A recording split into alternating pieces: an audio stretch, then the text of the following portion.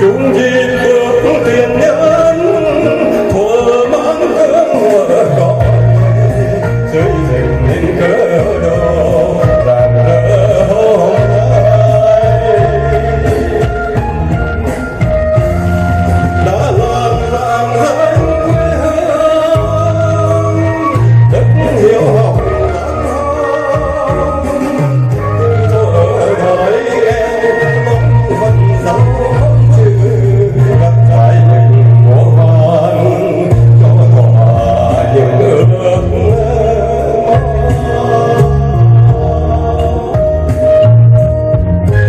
con cháu ngày hôm nay kiếp bước cao bao lâu nghề ngày nay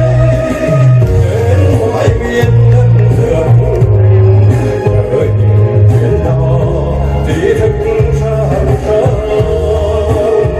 non nước anh bên nặng tình sự nghề truyền thống bao đời đô nghề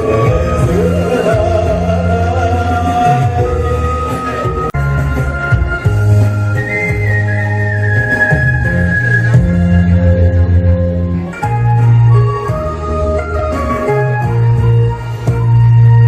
chung nhịp bước tiền nhân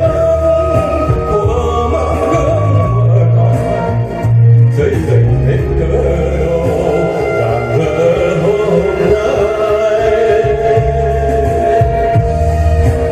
đã làm rạng danh quê hương đất hiếu học lắm hơn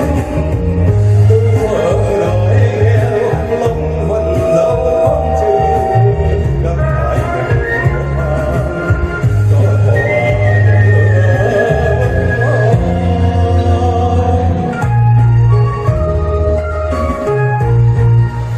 con cháu ngày hôm nay tiếp bước chân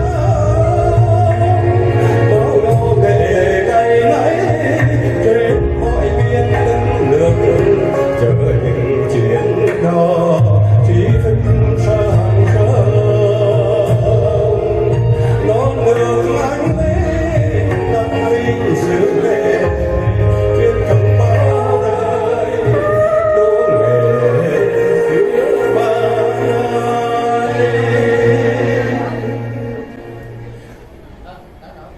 từ